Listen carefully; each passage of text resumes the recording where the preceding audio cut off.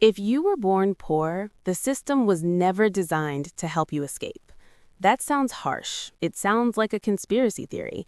But by the end of this video, you will see exactly how the financial system, the education system, and the corporate world all work together, not to lift people up, but to keep them exactly where they are.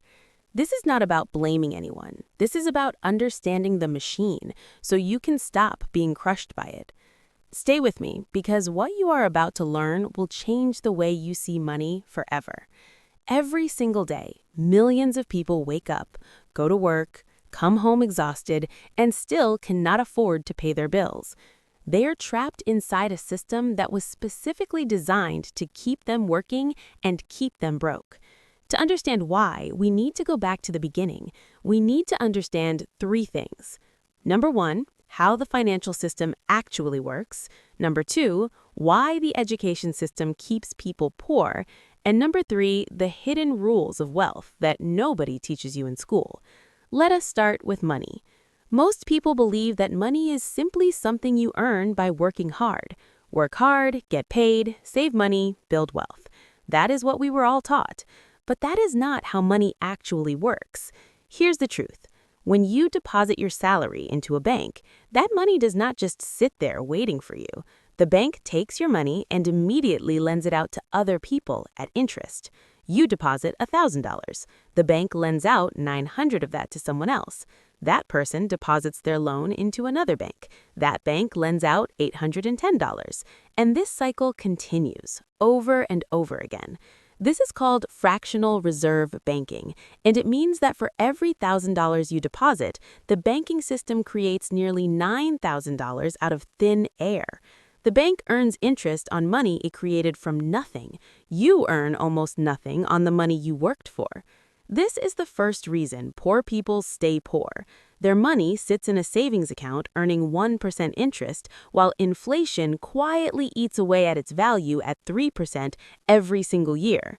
In other words, your money in the bank is actually losing value every single day. The rich know this. That is why they never leave their money in a savings account. They put it into assets, things that grow in value over time. Think about everything you learned in school. Mathematics, history, literature, science.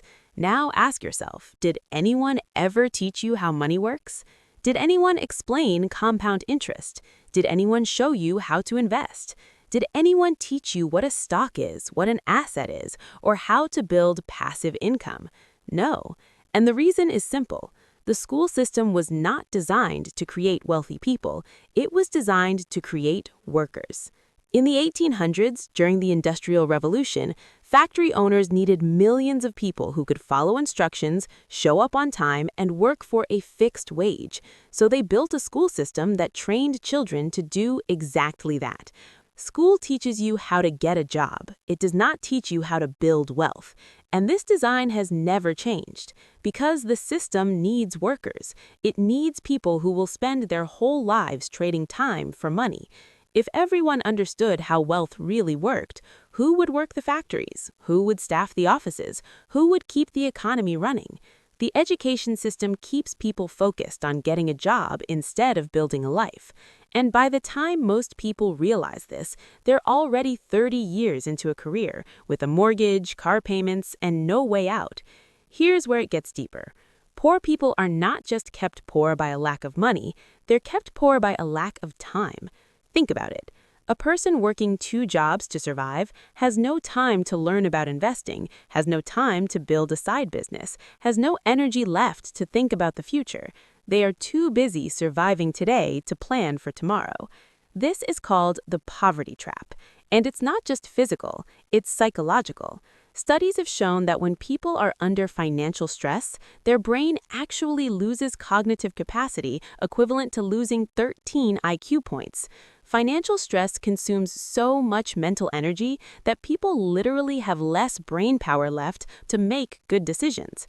So the poor make worse financial decisions, not because they are less intelligent, but because their brain is overloaded with survival stress. It's a cycle that feeds itself, and it's almost impossible to break from the inside. Now let's look at the other side. Wealthy people don't get rich by working harder. They get rich by making their money work for them. Here's the difference. A poor person trades time for money. They work 40 hours, they get paid for 40 hours. They stop working, the money stops coming. A wealthy person builds systems that generate money while they sleep, rental properties that collect rent every month, investments that grow in value every year, businesses that run without them being there. This is called passive income, and it's the real secret of wealth. But here's the cruel part. To build passive income, you need starting capital. You need money to invest before you can earn from investing. And poor people, by definition, have no starting capital. So the rich invest and get richer. The poor work and stay the same. The gap doesn't just stay the same, it widens. Every year, the wealthy person's investments grow. Every year, the working person's savings lose value to inflation. This is why the rich get richer and the poor get poorer. Not because of talent, not because of hard work, because of how the system of money actually works. So, is there any hope? Yes, but it requires understanding the rules of the game. Rule number 1, stop trading only time for money. Even if you have a job, start building something on the side. A skill, a small business, an online income stream, something that can eventually earn without you. Rule number 2, learn about money. Not from school. School will not teach you this. Read books like Rich Dad, Poor Dad by Robert Kiyosaki. Watch videos, listen to podcasts. Understand how investing works, even if you start small. Rule number 3, understand assets versus liabilities. An asset puts money in your pocket. A liability takes money out. A house you rent out is an asset. A car you drive is a liability.